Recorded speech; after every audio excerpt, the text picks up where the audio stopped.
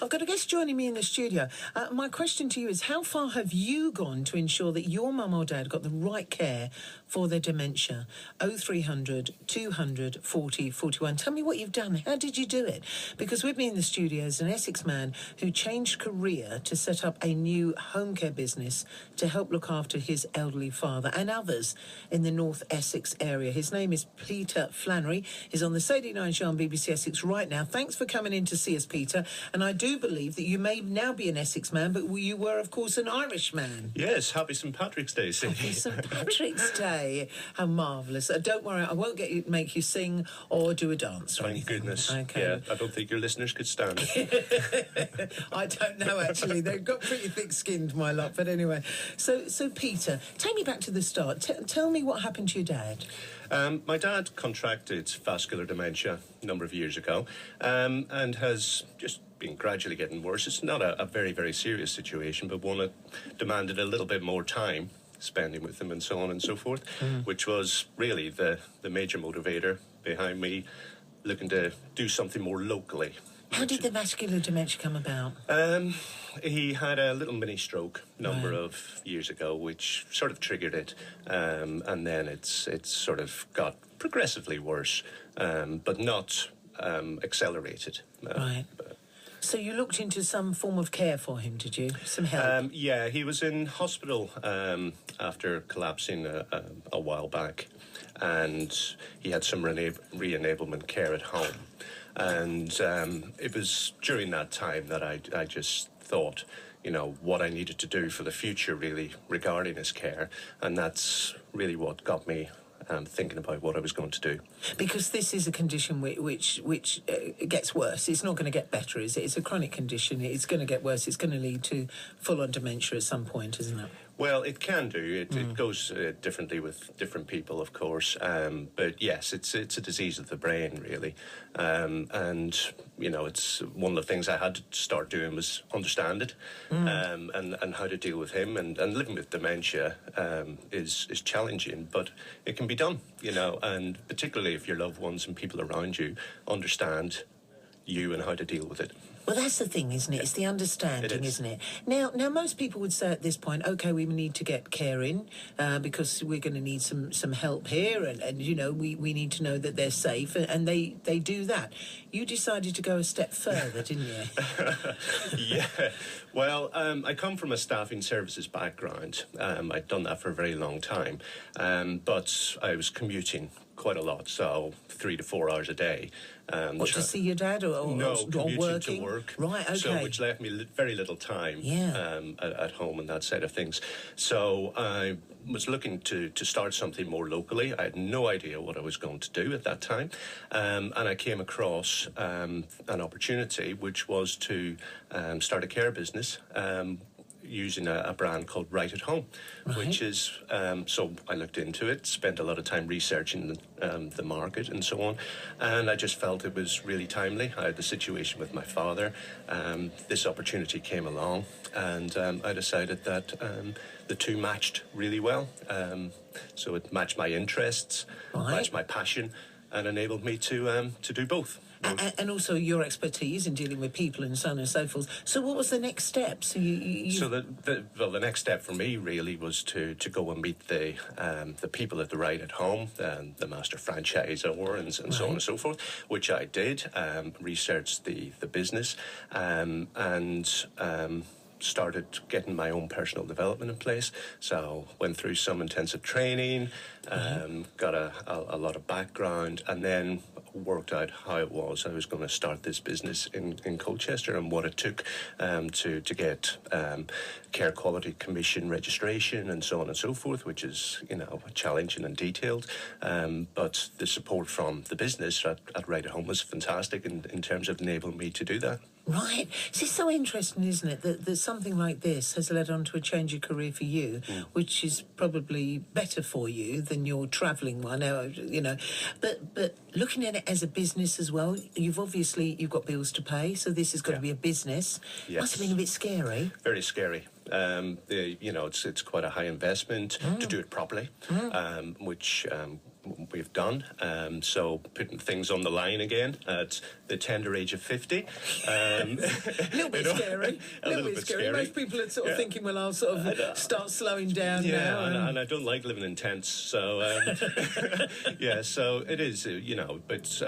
I thought it was important to make that change. I really wanted to do something in the community and give a little bit back. And now that the kids have flown the coop, myself and my wife thought we could do something together and start a family business. And how does it work? So it's not a home as such. You're not running a home as such. You're running help for people in their own homes. Is that correct? Yes, that's right. This is a business really that allows people to remain in their own homes. So it's care at home. And we provide personalised care services. We do everything from companionship, which is, light housekeeping, taking people out on shopping trips or socialising, all the way through to full live-in personal care. Right. How do you find the right people? Because that's the part, isn't it? Whenever we do phone-ins on care, you'll get great sides, and luckily more great than the other way. Yeah. But you will get sides as well, and we hear obviously about thefts from people, about people being mistreated, and people will constantly say it's because, it's a very low wage and people aren't trained properly and they're not caring. But surely this is a caring industry, so the number one thing is to find people who care. Absolutely. Integrity and trustworthiness are the core watchwords really in terms of bringing anybody on board. We pay above the living wage. Right. So the first thing we do is make sure that we are attracting people to the sector. One of the things that I found interesting when I first started looking at the sector was the phrase care worker. We call our people caregivers because I just think the difference is in the word, and changing people's perception, I think, of care is really important.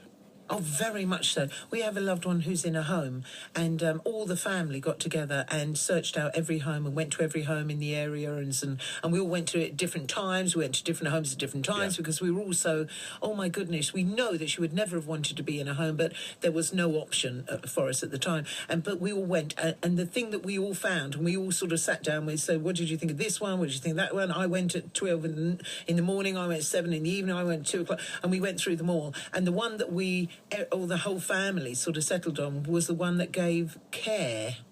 And we said we saw people with their arms around people, and we saw people helping people, and we saw people laughing with people, the carers, laughing with the residents. And you actually found that was better than the one where the curtains matched the carpets and the bedspreads, and it looked really pretty, and it would have been lovely for all the family to have gone, all the aunts and uncles and everyone to have visited. Would have been really lovely for us, because we could say, look where we put our loved one, it looks beautiful.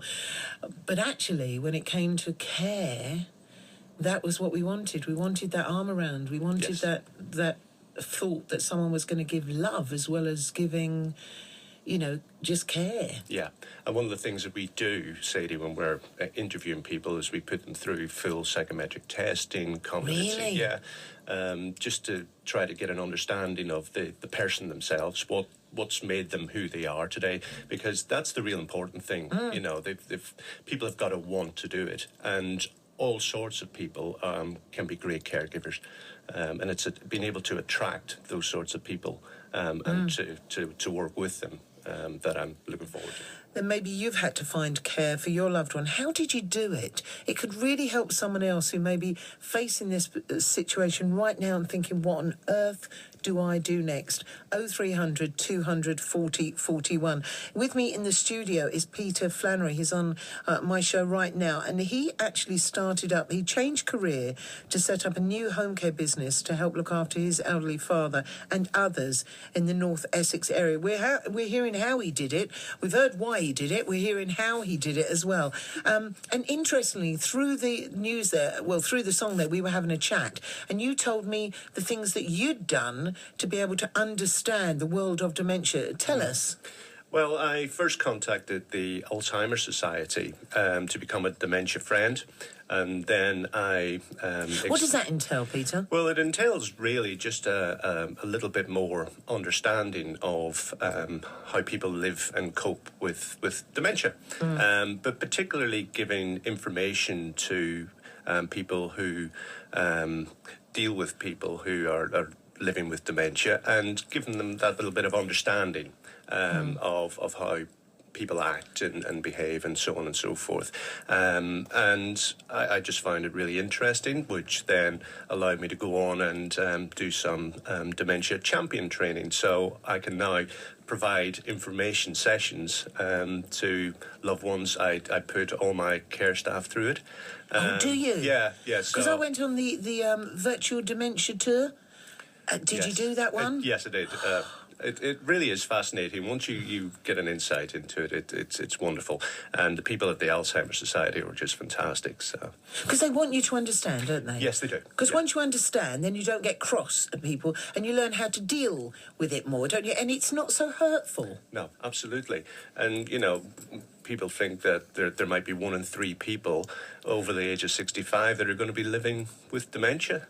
We've got to understand it. We have. We've got to know it. Yeah. I mean, on the virtual dementia tour, they put the things on my ears and across my eyes and on my hands and feet, so that I got some feeling of what, people do go through. Yeah. It's debilitating, isn't it? It is debilitating. Yeah. And you suddenly go, oh, hang on, because they look fine. Because that's the thing. If you had an arm in a sling, you'd go, oh, they've got a poor arm, careful of the arm. Yeah. If they had, a bandage around their head, you'd go, oh, they've knocked their head. But people look absolutely fine, and then they do something completely off the wall, and you think, why have you done that? Yes, yeah. But it's just having that level of understanding so that you can react the right way, because that's very important as well. Not to get frustrated, and to give them the support I think that they need at the time. Yeah. And so do you put your staff through this? Do they Yes. do they do these sort of things? Yes. So, a dementia information session is only about 45 minutes to 50 minutes. It's not long, but the impact of it is fantastic, You can do it for children, for families, and anyone, really, that wants to know about it can come to one of these information sessions. Really? Yeah. Oh, well, that's really good. Yeah. So they can learn, because I just feel as well as someone who has a loved one who has dementia, that it really helped me not to be hurt and offended. Yes. Because you actually go, that's the dementia talking. That's not that person. That's that little mad mouse that's got in there somehow and is squeaking away. That's absolutely the person. right. Yeah. Yeah. So you just have to put it all on that, and then some days you get amazing days, which are wonderful, and you can go, that's the person. Yeah. There you go. They're still there. They're in there somewhere, and Yeah. that's the real person. And the other person who's horrible and telling you you've stolen something from them, and you go, why would I steal your vest? Let me think about this now. But as you say, once you realise that's just part of the disease. Yeah, and it helps you just enjoy them again. You're so right, actually, because you can make fun of those little things as well, can't you? You can come away and go, oh, she's only said so-and-so to me. Yeah. Whereas come away going, why did she say that? I would never have done that. I can't believe that she... Yeah. So tell me about your staff, because that's the important thing, isn't it? How do you choose them? How do you train them? And how do they help other people? Well, the first thing we do is we look at the individual themselves. Then we look at their personality and their competence and their experience. Some people come to us with no experience of care, but with a real desire to do it. Other people come with experience because they want to work with Right at Home and how they do it. And then what we do is we put them through full training. We take them through a City and Guilds qualified care certificate. Right, so a proper one. Yeah, absolutely. Our training is fantastic, and we reward people for skill acquisition as they move forward. But clearly, we're just establishing ourselves as a business in the North Essex area. So it's a very new business. So we're in the process of really growing the team at the moment, and building up the business. It sounds like it's the right way, and it's interesting that it led to your father getting vascular dementia, for you to change and it seems like you've done all the right things, and it looks like you're going to be helping people. But a lot of this comes down to costs, of course. I mean, how much would this kind of care cost for somebody? Because it's important, isn't it, as well? It is. It depends very much on the level of personal care that the family need. It could be just one visit a day, it could be a bit of companionship, or it could be, quite intense personal care. So it ranges really anywhere from sort of £17.50 per hour all the way through to £20 per hour. Right. So. And you can choose what you need. And you can choose what you need. That's the critical thing. We specialise really in personalised care plans. We maintain that we will only do an hour-long visit, so that we spend quality time. Right. Our staff won't wear uniforms because we provide a discreet service so that we don't stigmatise our clients in the local community, that sort of thing. Oh, that's interesting. That's really interesting, actually. Yeah. It's one of the things that really attracted me to the concept with Right at Home was the approach. We felt it was very personal, and I felt that ethically it was a sort of approach that I really wanted to take. Because the thing is that it's an ever-changing situation as well, isn't it? I mean, with all of us, things can progress, they can regress. You can, you may need more help, or realise you don't need so much help. So it's putting it in the hands of the people who need it as well. Well, thank you so much for coming in to talk to us. It's a pleasure. Good luck with your business venture. You're very brave. Thank you You're very going much. out there. Can people check you out? Have you got a website or something like that? We have got a website, www.rightathomeuk.com/Colchester. Colchester, and you'll find us on there, or just give us a ring. All right. Thank you very much indeed. And happy St. Patrick's Day. Thank you very much, Sadie. Right, I'm off to have a pint of Guinness later. Now, I had said that I had said to you that we weren't going to get you to sing, but... Oh, he's leaving the studio. Never mind. Don't leave me this way, says Thelma Hewson. Thank you very much indeed. Peter Flannery, a pleasure. Thank you. Thank you, Sadie.